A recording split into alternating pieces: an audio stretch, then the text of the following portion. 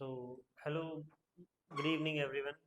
This is your first lecture in reproduction in plant. हमने पहला chapter खत्म कर लिया है, चैप्टर वन। और चैप्टर वन क्या था, किसी को याद है? Transpiration, okay, transportation, okay, transportation in plant, xylem phloem के बारे में हमने पढ़ा। माइक्रोन्यूट्रिएंट्स, टाइप ऑफ ट्रांसपिरेशंस, ये सब के बारे में हमने पढ़ा चैप्टर वन में। चैप्टर टू जो है वो कम्प्लीटली रिप्रोडक्शन इन प्लांट है। मैं कोशिश करूंगा उसको 2 लेक्चर में कंप्लीट करने का। पहला लेक्चर आज जो है हम लोग इसमें क्या पढ़ने वाले हैं, आपके रिप्रोडक्शन इन प्लांट में मैं आपको बताता हूँ। हम रिप्रोडक्शंस के बारे में पढ़ेंगे, type of reproduction, asexual reproduction, binary fissions and multiple fissions क्या होता है, budding, fragmentation, spore formation, vegetative propagation, reproduction by stem, reproduction by root, reproduction by leaves, artificial vegetative propagation that is cutting, grafting, layering, ये सब हम लोग आज के lecture में कंप्लीट करने वाले हैं। ये पहला 9 टॉपिक्स, ठीक है, first 9 topic we are going to complete in this lecture.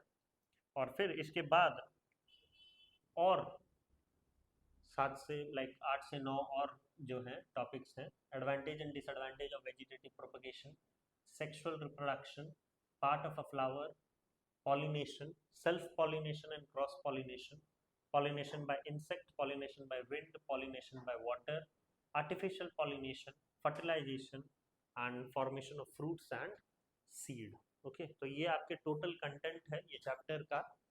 और इसमें आधा कंटेंट हम आज पढ़ने वाले हैं, आधा कंटेंट हम लोग सेकेंड लेक्चर में पढ़ने वाले हैं। ओके, तो रिप्रोडक्शन हमने अभी स्टार्ट करना है। क्या होता है reproduction? Can be defined as the process of living being produced young ones of their own kind. Reproduction देखो वो बहुत जरूरी होता है, वो सब लोग करते हैं। लिविंग ऑर्गेनिज्म, सारे के सारे living organism, they go on to the process of क्या, reproduction somewhere in their life. Okay, वो होता है, right.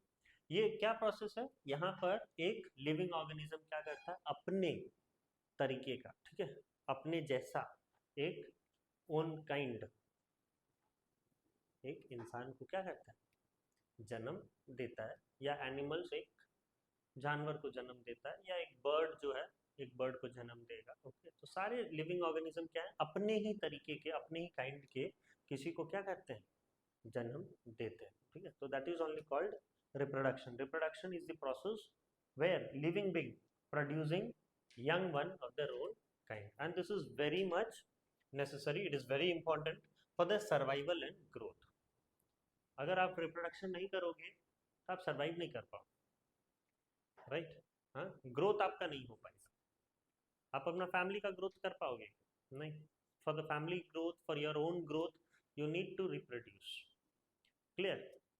each and every living organism undergo reproduction, each and every, ठीक है, सारे के सारे लिविंग ऑर्गेनिजम्स वो क्या करते हैं, रिप्रोडक्शन स्टेज अंडरगो करते हैं, right, they undergo reproduction, it is very necessary. Okay, अब 2 मोड है रिप्रोडक्शन का। पहला है एसेक्सुअल रिप्रोडक्शन और दूसरा है सेक्सुअल रिप्रोडक्शन। एसेक्सुअल रिप्रोडक्शन से एक से काम चल जाएगा, ओके, एक पेरेंट्स होने से भी काफी है, तो वो एसेक्सुअल रिप्रोडक्शन। और सेक्सुअल रिप्रोडक्शन में क्या होगा, वी नीड 2 पेरेंट्स, एक से नहीं होने वाला, we need a male and a female. ठीक है, तो मेल एंड फीमेल जो है फ्यूज करेंगे। ओके, फ्यूज होने के बाद जायगोट फॉर्म होगा, और जायगोट से क्या होता है, फिर जो है चीजें स्टेजेस पे जाते हैं, राइट। और फिर जो है आपको एक बेबी देखने को मिलेगा after 280 days. What is that 280 days? It is a normal gestation period. Okay, in that 280 days the baby inside the womb start growing. Okay, and by 280 days it is completely grown and it is delivered out from a gynecologist. Okay, by a gynecologist it is delivered out. वो तो sexual reproduction है। Asexual reproduction जहाँ पर एक parents काफ़ी है, एक parents जब वो खुद से रिप्रोड्यूस करने लगता है अपने ओन काइंड, तो उसको बोला जाता है एसेक्सुअल रिप्रोडक्शन। बहुत सारे जो है एसेक्सुअल रिप्रोडक्शन दिखाते हैं, ह्यूमन नहीं आते ये कैटेगरी में। ओके, ह्यूमन जो है सेक्सुअली रिप्रोड्यूस करते हैं। ओके, तो asexual reproduction involves single parents which give rise to a new individual. In case आगे आपको offspring दिखता है तो offspring का मतलब क्या होता है? नया, ठीक है, new individual of the same kind. So that is called as what? Asexual reproduction का definition. That involves single parents which give rise to a new individual. The offspring produced by this method are the exact copy of their parents. हम क्या exact copy होते हैं क्या हमारे parents के? नहीं, हम exact copy नहीं होते. ओके, लेकिन asexual reproduction में जो offspring produce हो रहे हैं वो क्या होता है? exact copy होता है. आप पहचान ही नहीं पाओगे कि यहाँ पर parents कौन है और child कौन है बड़े होने के बाद. ऑब्वियसली छोटे होने से तो आपको पता रहेगा, चल जाएगा. जब वो भी मैच्योर हो जाएगा, ठीक है, तो आपको नहीं पता होगा कि फादर कौन है और चाइल्ड कौन है. राइट? पेड़ को देख के पता चल जाता है क्या आपको कि ये पुराना पेड़ है, ये नया पेड़ है? पता चलता है क्या? नहीं पता चलता. तो वही है, they produces the exact copies like amoeba, hydra, yeast reproduced by asexual reproduction. ये जो मैंने डायग्राम दिया हुआ ये हाइड्रा का डायग्राम है. ओके, वो asexually reproduce करता है, उसको किसी और ज़रूरत नहीं है. ठीक है, किसी और के ज़रूरत नहीं है, वो खुद से प्रोड्यूस कर लेता है. राइट?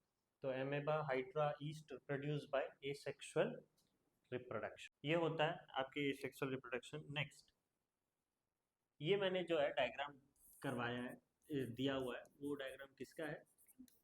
एमेबा. ठीक है, तो एमेबा भी जो है एसेक्सुअल रिप्रोडक्शन करता है. ओके, और इसमें मदद कौन करता है? Finger like structure called as pseudopodia. Okay, pseudopodia से जो है वो सेक्सुअली रिप्रोड्यूस करता है. आप ये डायग्राम दे सकते हो एमेबा का. In plant asexual reproduction take place by the following method. Plant में अगर ये सेक्सुअली रिप्रोड्यूस कर रहा है तो क्या क्या तरीके हैं? पहला तरीका क्या है?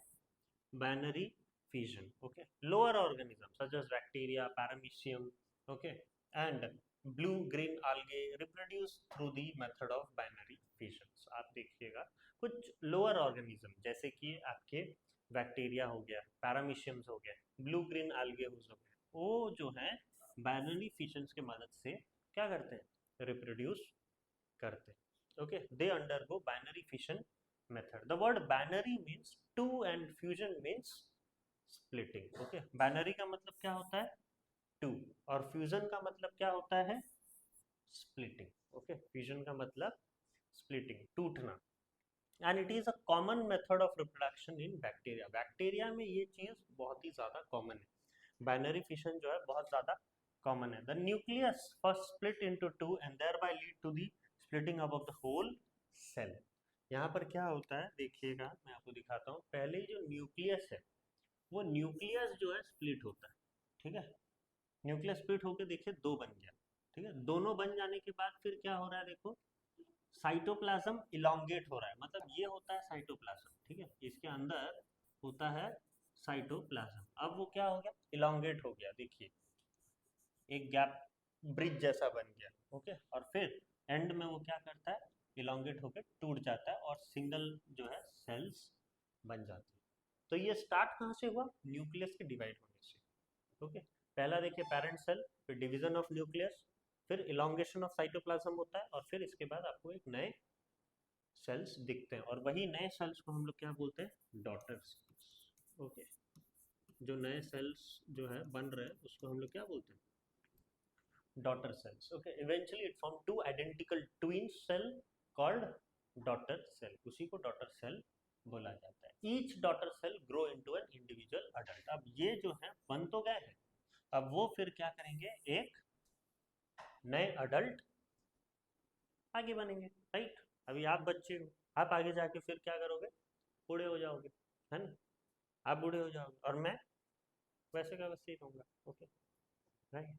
तो मल्टीपल फिशंस. ठीक है, मल्टीपल फिशंस क्या होता है? देखिए, in algae such as Chlamydomonas. Okay, Chlamydomonas, another type of fission process called as multiple fissions is seen. ये क्लाइमेडोमोनस में क्या होता है? बाइनरी फिशंस देखने को नहीं मिलता है. क्या देखने को मिलता है आपको?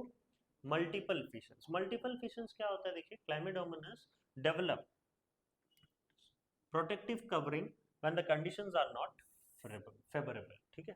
तो जब कंडीशन उसको एक जैसा फेवरेबल कंडीशन चाहिए होता है ना, वो नहीं मिलता है। जब वो फेवरेबल कंडीशन उसको नहीं मिलता है, तब वो क्या करता है, अपने चारों तरफ एक कवरिंग बनाता है, ठीक है, एक प्रोटेक्टिव कवरिंग, राइट। क्योंकि अब उसको तो बचना है ना बाबा, कंडीशन अनफेवरेबल है, तो ऑब्वियसली उसको क्या करेगा, हानि प्रोड्यूस करेगा।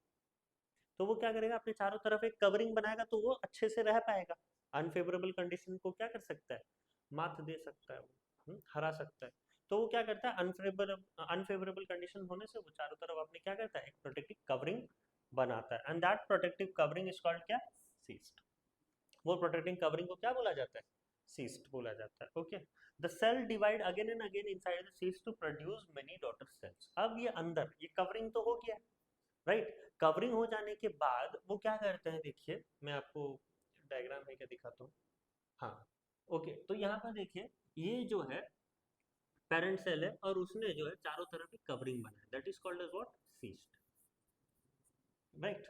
That is called cyst. अब वो सीस्ट के अंदर क्या कर रहे हैं, ये अकेला न्यूक्लियस, ओके, स्प्लिट अप होने लगता है, ठीक है। अकेला न्यूक्लियस जो है स्प्लिट अप होके देखिए कितना बना चुके हैं उसमें, बहुत सारे ये जो है ना, ये छोटे छोटे, ठीक है, that is called as what, daughter cells. तो यहाँ पर बाइनरी फिशन था, क्योंकि यहाँ पर आप हम लोग को कितना मिला, दो ही मिले, ठीक है। यहाँ पर क्या हमें दो मिल रहे हैं, तो यहाँ पर हमें बहुत सारे मिल रहे हैं। देखिए, many daughter cells produce by multiple fissions. और फिर जब ये सीस्ट टूट जाता है, सीस्ट कब टूटेगा, जब उसको एक फेवरेबल कंडीशन मिल जाए, ओके। अभी अनफेवरेबल कंडीशन है, तो वो अंदर है, अंदर होके वो क्या कर रहा है, एक ही काम है उसका, डिवाइड करना, सेल को डिवाइड करके बहुत सारे डॉटर सेल्स बना रहा है। फिर जब उसको फेवरेबल कंडीशन मिल जाएंगे, तो वो सीस्ट क्या हो जाता है, टूट जाता है, ठीक है। ये सीस्ट जो है टूट जाएगा। When the favourable condition return, the daughter cells are released from the cyst. वो टूट जाता है, सीस्ट टूट जाने से सारे डॉटर सेल्स क्या आ जाएंगे, कहाँ जाएंगे, बाहर चले जाएंगे। बाहर चले जाके फिर वो डॉटर सेल्स क्या बन जाएंगे, मैच्योर होके वो फिर खुद जो है एडल्ट हो जाएंगे। पता चला आपको मल्टीपल फिशंस कैसे होता है। तो ये चीज आपको कहाँ पर देखने को मिलता है, क्लाइमे क्लाइमेडोमोनास में, ओके। क्लाइमेडोमोनास में जो है ये चीजें आपको देखने को मिलेगा। The each daughter cells grow into a new organisms, right, समझ में आया। तो फिर नेक्स्ट है, ये था आपका मल्टीपल फिशंस और बाइनरी फिशंस। फिर नेक्स्ट है आपका बडिंग। बडिंग क्या होता है, देखिए, reproduction by the method of budding is commonly seen in fungus, for example east. ये ईस्ट का डायग्राम दिया हुआ, ठीक है। ईस्ट में जनरली क्या होता है, आप बडिंग से देखोगे कि वो रिप्रोड्यूस करते हैं कैसे। देखिए, ये है आपका parent yeast cell. Parent yeast cell क्या होता है, in this method a small bud like outgrowth, okay, is seen in the parent body. अब वो क्या होता है, देखिए यहाँ पर वो थोड़ा थोड़ा क्या होगा, बल्ज होने लगेगा, ठीक है। बल्ज होके वो कैसा आकार ले लेगा, ऐसा आकार ले लेगा, ओके। फिर ऐसा आकार लेने के बाद वो क्या होगा, देखिए, ये इलोंगेट होगा, ये न्यूक्लियस इलोंगेट हो रहा है ना। न्यूक्लियस इलोंगेट होके वो क्या करेगा, फिर ब्रेक हो जाएगा, ब्रेक होके यहाँ पर एक न्यूक्लियस हो जाएगा, यहाँ पर एक न्यूक्लियस तो रहेगा ही, ठीक है। इसके बाद में क्या होगा, फिर ये पूरा साइटोप्लाज्म भी क्या होगा, ब्रेक हो जाएगा। साइटोप्लाज्म भी ब्रेक होके फिर इसके ऊपर एक और बन जाएगा, देखिए।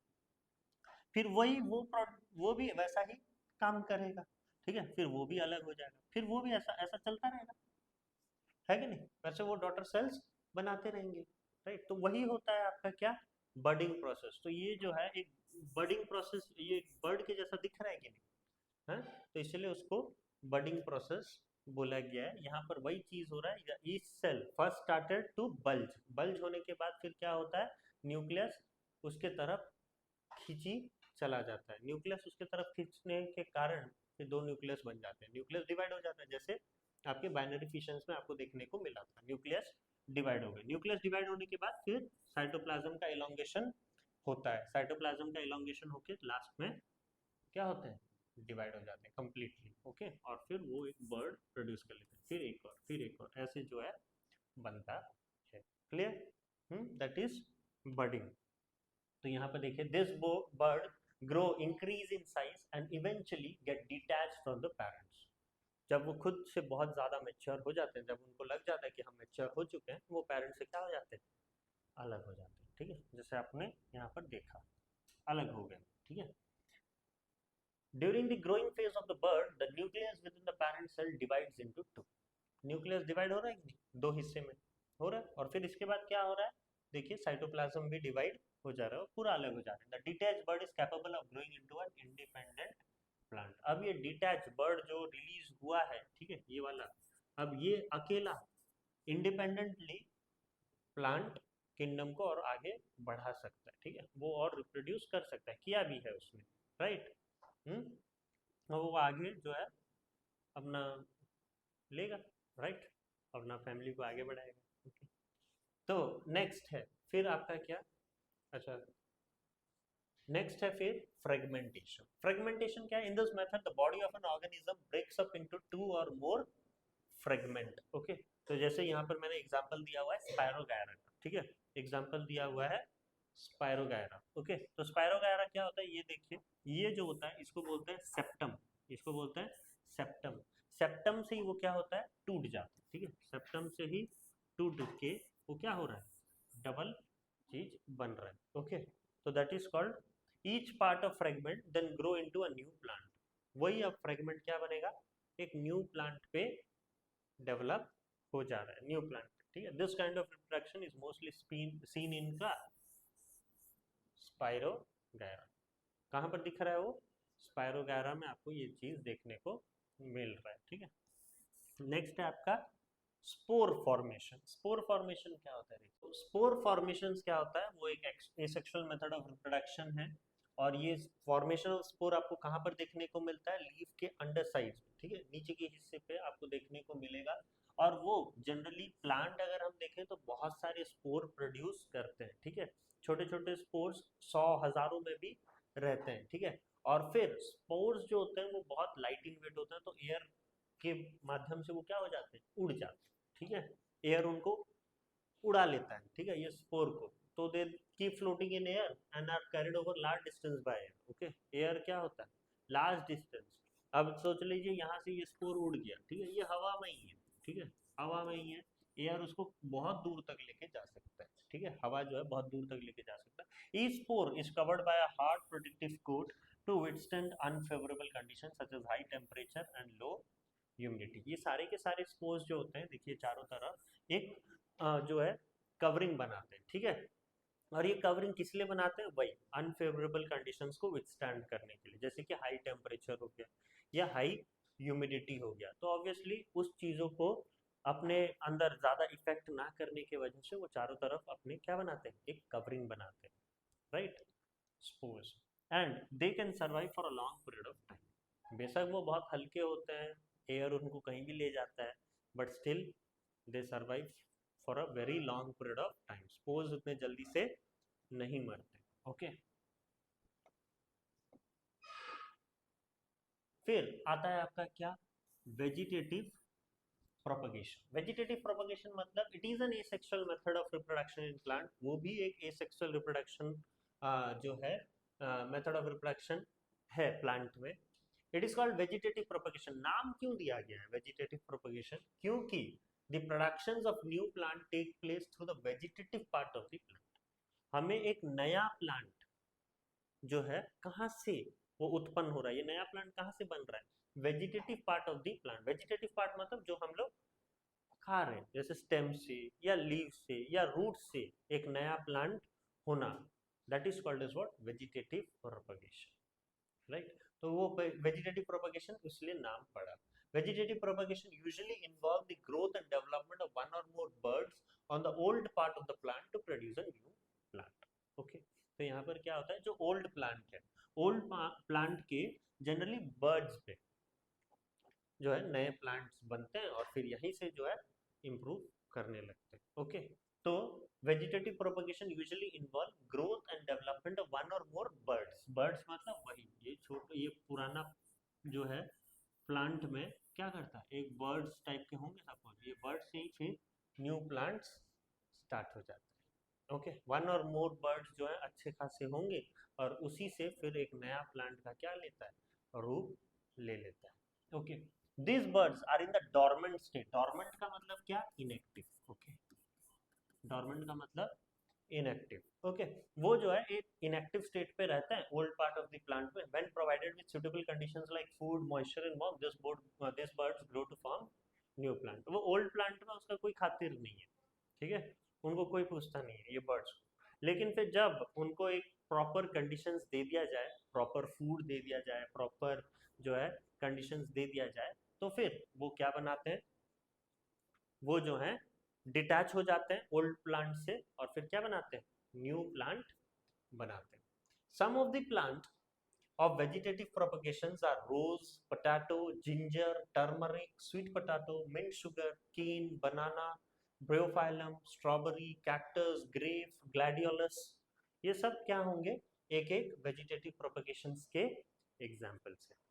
ओके, तो वेजिटेटिव प्रोपगेशंस के क्या क्या एग्जाम्पल्स हैं, ये आप प्लीज जो है थोड़ा ध्यान देके लिख लीजिएगा। ओके, ये सब जो है आपको वेजिटेटिव प्रोपगेशंस दिखाते हैं। कोई बाय स्टेम दिखाता है, कोई बाय लीव्स दिखाता है और कोई बाय रूट्स दिखाता है, ठीक है।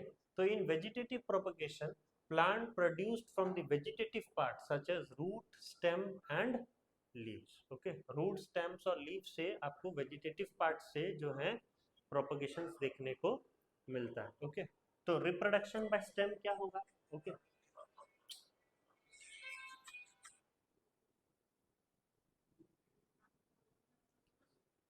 ये यहाँ पर चिल्ला रहा है, यहाँ कुत्ता भौंक रहा है, ठीक है, यहाँ से फोन आ रहा है, इसका आवाज बहुत ज्यादा है यार, ठीक है, बहुत चिल्लाता है।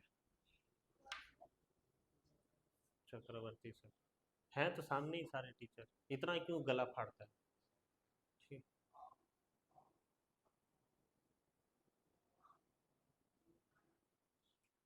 समझ में आया।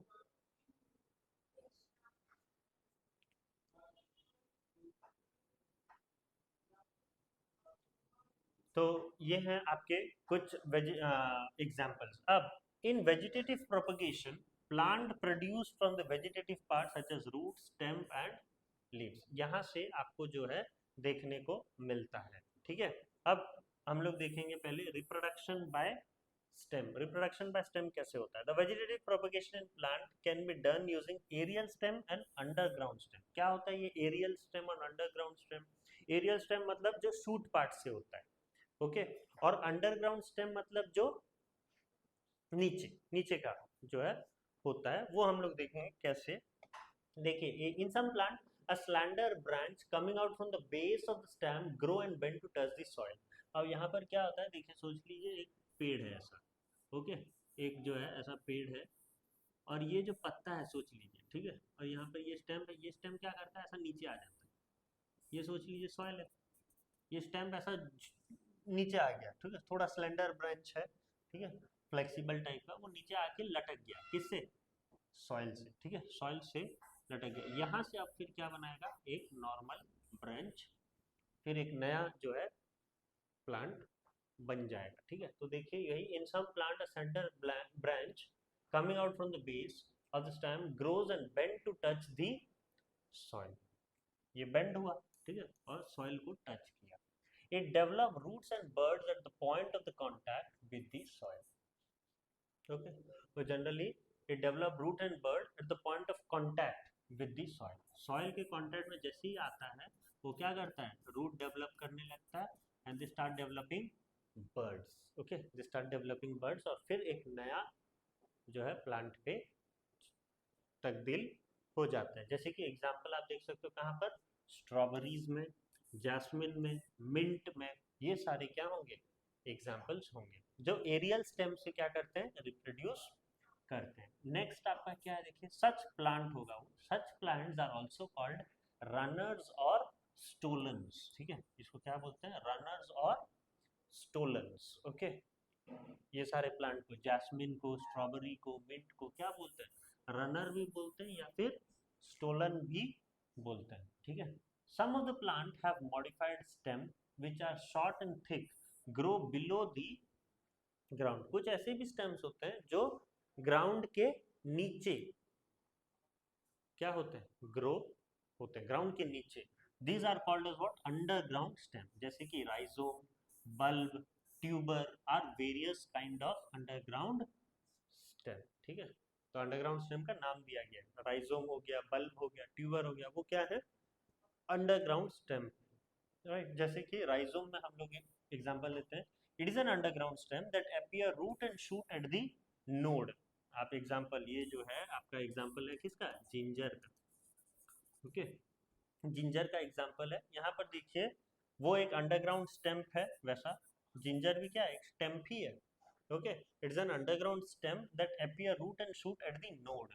यहाँ ये नोड से जो है ये जनरली नया नया बनता है, ठीक है, और वो आगे बढ़ता रहता है। जब वो निकालते हैं जिंजर, आप तो देखने, ठीक है, जब वो पेड़ निकालते हैं तो बहुत सारे जिंजर निकलते हैं, ठीक है, राइट। फिर ये जिंजर को धोया जाता है और फिर मार्केट में लाया जाता है। कोई कोई तो बिना धोए भी ले आता है, रखा रहता है। आप फिर जब लेके आते हो, खरीद के जब लेके आते हो, तब फिर आप धोते हो।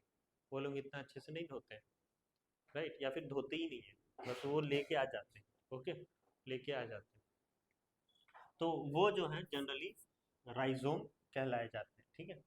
Next, corm. कॉर्म क्या होता है, it is an underground stem that grow in cluster and usually round in shape. और वो क्या करता है, ऐसे क्लस्टर में फॉर्म होता है, ऐसे, ठीक है, ऐसे क्लस्टर्स में फॉर्म होते हैं, ठीक है। क्लस्टर में फॉर्म होने के कारण वो क्या होते हैं, राउंड शेप के होते हैं, ठीक है, राउंड शेप के होते हैं। इसमें एग्जांपल आप दे सकते हो क्या, ग्लैडियोलस। ओके, एग्जांपल क्या दोगे, ग्लैडियोलस, सैफरॉन, ये सब जो है ऐसे क्लस्टर में फॉर्म होते हैं, ठीक है।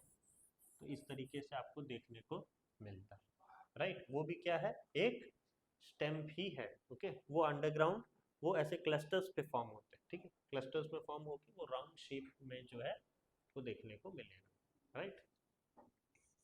नेक्स्ट आपका क्या है, बल्ब। बल्ब आप देखिए, प्याज में आपको ये बल्ब देखने को मिलता है। Okay, it is an underground stem having a bird and membranous leaf. Okay, they have a membranous leaf and these membranous leaves are known as what, scale। ये वाला, ठीक है, ये वाला हिस्सा, ये भी हम लोग खा लेते हैं, थोड़ी ना फेंकते हैं। खाली पहला वाला जो है हम लोग फेंकते हैं, पहला वाला कवरिंग जो है हम लोग फेंकते हैं, राइट, छील के। और ये सब तो हम खाते ही हैं। तो ये मेम्ब्रेनस स्केल, वो जनरली क्या होता है, ऐसे आप देखिए ऐसा रहता है, ठीक है, चार पांच ऐसे जो है प्लेट्स होते हैं, राइट। और यही यही जो बेस है, ये सब के बेस के नीचे की तरफ एक प्लेट होता है, ठीक है। आप देखना जब भी आप ये ऑनियंस को देखोगे, नीचे एक वाइट कलर का एक प्लेट रहता है, ठीक है, थोड़ा मोटा होके, राइट, जिससे ये सारे जो है स्केल्स निकलते हैं, ठीक है, राइट। स्केल निकलते हैं, आपकी मम्मी जो है आगे से और पीछे से ऐसा काटती है, ओके, और फिर जो है छिलती है, देखा होगा आपने।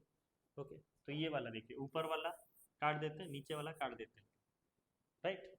काटने के बाद फिर उसको छिलते हैं, छिल के फिर जो बचता है वही आप खाते हो, राइट।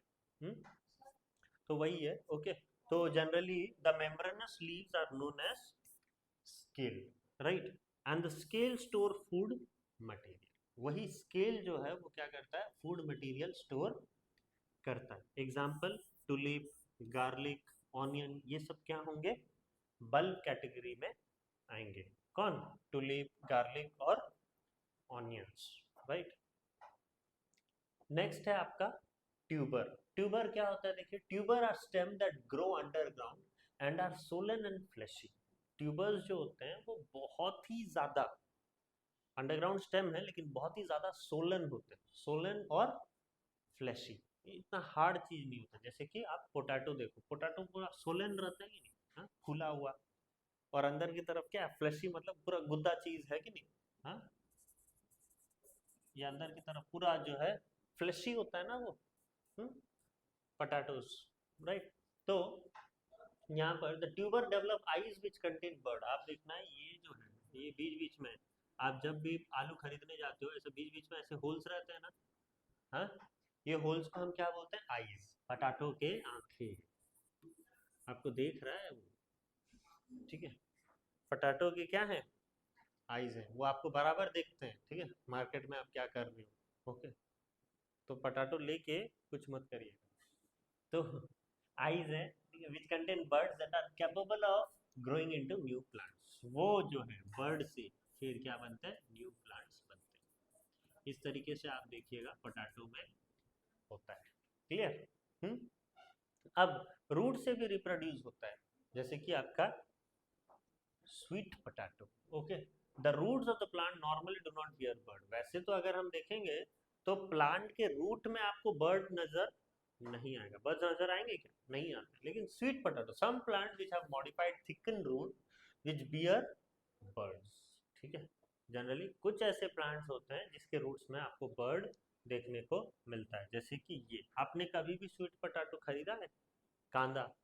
तो जब आप कांदा खरीदते हो, देखना उसके चारों तरफ ऐसे रूट्स भी निकले होते हैं। ओके, उसी से फिर नए स्वीट पोटैटोस बनते हैं, है कि नहीं? तो ये इसका, ये देखिए चारों तरफ ऐसा नहीं है, हाँ? ये रूट से ही जो है स्वीट पोटैटोस बन रहे हैं। देखो, ये रूट से ही जो है स्वीट पोटैटो का आकार ले ले, है कि नहीं? अजीबो गरीब चीज है ये, भगवान का है सब कुछ, राइट? तो sweet potato has modified root thickened with stored food is called root tubers. Okay, इसके अंदर फूड स्टोर होके रहते हैं और उसी को हम लोग बोलते हैं क्या, रूट ट्यूबर। एग्जांपल आप दे सकते हो स्वीट पोटैटो, डलिया, ठीक है, वो सारे क्या होंगे, रिप्रोडक्शंस बाय रूट। और लास्ट में आता है reproductions by leave. Okay, reproduction by leaves. Some plant reproduce themselves from leave. Okay, कुछ ऐसे प्लांट्स होते हैं जो रिप्रोड्यूस करते हैं लीव से। ओके, लीव से भी रिप्रोड्यूस करते हैं। जैसे कि one example of plant which can reproduce from its leave is Bryophyllum. Okay, ये है, देखो लीव्स में इसके पत्ते निकल और फिर जो है नया प्लांट बन जाता है कि नहीं? थ्रू लीव जो है इट इज रिप्रोड्यूसिंग। ओके, और ये फिर जो है बड़े होके ऐसे बनते जाते हैं, घेर घुमेर होके। ये ब्रायोफाइलम अपने, ठीक है, मैं आप ये चीज देख सकते हो। The leaves of Bryophyllum plant develop buds in its margin. इसके मार्जिन में आपको जो है बर्ड्स देखने को मिलेगा। When a mature leaf of Bryophyllum plant falls onto the ground, जब ये लीफ ग्राउंड पे गिरता है तो वो फिर क्या करता है, यहाँ से फिर एक नए प्लांट उग जाते हैं। ओके, लीफ अगर भी गिर गया, लीफ गिर जाने से भी यहाँ से फिर एक प्लांट हो जाता है, ब्रायोफाइलम प्लांट। क्योंकि लीफ से जनरली क्या होता है, जैसे आप रोज प्लांट जगाना चाहते हो तो आप क्या करते हो, एक स्टेम काटते हो और स्टेम को लगाते हो, तो वहां से फिर रोज प्लांट बनता है। ओके, वो स्टेम से रिप्रोड्यूस कर रहे हैं। लेकिन यहाँ पर क्या है, ये पत्ते से रिप्रोड्यूस हो जाएंगे। ओके, फ्रूट सीड से तो नॉर्मल है, वो तो होते हैं, यहाँ पर पत्ते से भी रिप्रोड्यूस हो जाएंगे, जैसे ब्रायोफाइलम और बिजोनिया। ओके, बिजोनिया का ये है, ये भी जो है लीफ से रिप्रोड्यूस करते हैं। Okay, Bryophyllum and begonia. फिर आर्टिफिशियल वेजिटेटिव प्रोपगेशंस क्या होते हैं? Several artificial method have been developed to promote vegetative propagation by horticulturist. Horticulturist मतलब क्या होता है, जो खेत खला में जो काम करते हैं उन्हीं को हॉर्टिकल्चरिस्ट बोला जाता है। ओके, तो method have been developed to promote vegetative propagation. Okay, कुछ आर्टिफिशियल, ये तो सारे नेचुरल तरीके हैं, कुछ आर्टिफिशियली भी हम चीज करते हैं। जैसे कि the method include cutting, layering, grafting and tissue culture. ये चार होते हैं। ओके, आपके कटिंग हो गया, लेयरिंग हो गया, ग्राफ्टिंग हो गया और टिश्यू कल्चर हो गया। ये चार जो है आपके आर्टिफिशियल मेथड है। क्या होते हैं, देखिए कटिंग, रोज प्लांट आने वाला है ना, रोज प्लांट से ही आपको कटिंग पता चलेगा। The stem of plant normally bear buds in the axils which can be used to produce new plant. A small part of stem of a plant which is removed by making a cut with a sharp knife is called cutting. Cutting में क्या करोगे, आपका rose plant है सोच लीजिए, तो यहाँ से आप नाइफ से एक जो है कट कर दीजिए वो स्टेम को, और वही स्टेम को आप क्या करिए, दूसरे गमले में लगा दीजिए। ओके, तो वहां पर आप देखिएगा, उसको कंटिन्यूसली पानी दीजिए 3 से 4 महीने के अंदर। ठीक है, 3 से 4 महीने भी नहीं, 1-2 महीने के अंदर आपको जो है साइन दिख जाएंगे कि हाँ ये प्लांट लग चुका है, और अब 3-4 महीने के अंदर वो हमें फूल भी देने लग जाता है। ठीक है, तो ये कहाँ पर आपको देखने को मिलता है? चाइना रोज, मंदार फूल, है कि नहीं? फिर रोज यहीं रहने दीजिए, किसी को देना मत। और मनी प्लांट, ठीक है, ये लेके जाना तो लेके जा सकते, राइट? प्लांट वहीं रहने दो, मनी ले जाओगे, सबको तो वही चाहिए लाइफ में, है? तो ये सारे क्या करते हैं? कटिंग से रिप्रोड्यूस करते हैं, ठीक है। नेक्स्ट है आपका ग्राफ्टिंग। ग्राफ्टिंग क्या होता है? देखिए, आप जो है एक मेथड है, this method is used to obtain a plant by combining two different plants. दो डिफरेंट प्लांट को कंबाइन करके हम लोग उसको जगा सकते हैं। कैसे? In this method stem cutting called scion, ये जो हमने काट दिया इसको बोलते हैं स्कियोन, ठीक है, इसको बोला जाता है स्कियोन। और जो सॉइल में लगा होता है उसी को हम लोग बोलते हैं, जो रूट से क्या है? With root. स्टॉक जो होते हैं वो विथ रूट होते हैं, ओके। और स्कियोन क्या होता है? Without root, okay. स्कियोन होता है without root, okay. So in this method a stem cutting called scion from one plant is attached and tied to other stem cutting part called stalk, ठीक है। यहाँ पर क्या होता है? देखिए, यहाँ से मैंने ये जो है स्टॉक है, प्रिपरेशन ऑफ स्टॉक, जिसमें रूट है, हमने कहीं से जो है एक विदाउट रूट वाला स्क्योन लेके आया है, और ये स्क्योन को मैंने ये रूट में क्या किया? फिक्स कर दिया। That is called as grafting union, that is called as grafting union. ये स्टॉक में मैंने क्या किया? स्क्योन को रख दिया, और स्क्योन को रख के मैं क्या करूंगा? चारों तरफ उसको बांध दूंगा, ठीक है। wrapped and vaxxed, okay, wrapped and vaxxed, उसको पूरा जो है टाइटली आप बांध दोगे, ठीक है। नो गैप, इसके दोनों के बीच में कोई गैप नहीं रहना चाहिए, टाइटली आप अच्छे से उसको बांध दोगे। कुछ समय बाद देखोगे, फिर आप जब खोलोगे तो वो अटैच हो गया होता है, ठीक है। तो वो जो है खुद से और आगे बढ़ने लगते हैं, ठीक है। When a portion of cut stem is grafted onto another stem, the cut stem is fixed properly and covered with a tap. Tap से आप उसको कवर कर दीजिएगा, जैसे यहाँ पर हुआ है, और उसके बाद फिर टैप को क्या करिएगा? खोल दीजिए, ठीक है, थोड़े समय बाद, तो आप देखिएगा वो फिक्स्ड हो गया होता है, राइट। क्योंकि रूट से उसको तो सारे खाने पीने को मिल ही रहे, ठीक है, तो वहां से वो फिक्स्ड हो जाता है, क्लियर। नेक्स्ट तीसरा क्या है? लेयरिंग। लेयरिंग क्या होता है? In this method portion of the aerial stem is made to grow root while it is still attached to the parent atom, and later it is detached from it so that it grow into an independent plant, okay. Layering का मतलब क्या है? यहाँ पर कुछ ऐसे method portion of the aerial stem, in this method portion of the aerial stem, aerial stem मतलब हमने पहले भी पढ़ा है, ओके। ब्रांच जो झूल जाना और सॉइल के साथ मिल जाना, ठीक है। स्लेंडर ब्रांच, स्लेंडर मतलब थोड़ा जो है वीक ब्रांच, ओके। वो क्या करता है? नीचे लटकने लगता है, ओके, राइट। तो aerial stem is made to grow root while it is still attached to the parent plant. यहाँ पेरेंट प्लांट पे अटैच है, राइट। ये सोच लीजिए एक फ्लावर है, ओके, ये जो है एक फ्लावर है, ओके, और ये जनरली क्या होता है? एक स्टेम ऐसा नीचे झुल गया, ओके, वीक होने के कारण। यहाँ पर ये अटैच है, पेरेंट प्लांट से अटैच है, ओके, और ये ऐसा यहाँ पर आके मिल चुका है, किससे? सॉइल से मिल चुका है। तो वो अब क्या करेगा? Later it is attach from it so that it grow into an independent plant. यहाँ पर क्या होता है? यहाँ पर ये जैसे ही सॉइल के कांटेक्ट में आएगा, फिर यहाँ पर जो है रूट डेवलप करने लगता है, और फिर जो है एक प्लांट यहाँ बन जाता है, यहाँ एक प्लांट बन जाएगा। यहाँ पर एक एडवांटेज है ये लेयरिंग का, क्योंकि उसको जनरली वो तो पेरेंट प्लांट से अटैच है, तो वहां से उसको सारे न्यूट्रिएंट्स मिलते रहते हैं, बार बार सारे न्यूट्रिएंट्स मिलते रहते हैं, यहाँ से भी और यहाँ से भी उसको थोड़ा बहुत न्यूट्रिएंट्स मिलते हैं, तो वो क्या करता है? नया प्लांट हो जाता है, ठीक है। In this method a part of, देखिए यहाँ पर ध्यान दीजिए, ठीक है, वही है, ये जो है यहाँ पर मिल गया रूट से, और फिर एक और बन गया, फिर एक और बन गया, ओके। ये सब क्या है? देखिए पेरेंट प्लांट से कनेक्टेड है, कनेक्टेड होके वो एक और जो है प्लांट्स बन जा रहे हैं। इन this method a part of lower branch of the plant is bent down. ये जो लोअर ब्रांच है ना, उसको हम लोग क्या करते हैं? बेंड कर देते हैं, बेंड करके उसको सॉइल में मिला देते हैं, सो that it touches the soil and a layer of bark, ठीक है, and a layer of bark is removed from the place where it is touches the soil, जो हिस्सा में ये सॉइल में जो टच कर रहा है ना, यहाँ ये वाला हिस्से से आप क्या करना, थोड़ा जो है बार्क निकाल देना, ठीक है, मतलब छील देना थोड़ा। ओके, छील देने के बाद क्या होता है, यहाँ से सारा जो है, जो पेरेंट प्लांट से जो भी चीज उसको मिल रहा है, खाना, न्यूट्रिएंट्स वगैरह, सब यहाँ तक पहुंचेगा कि नहीं?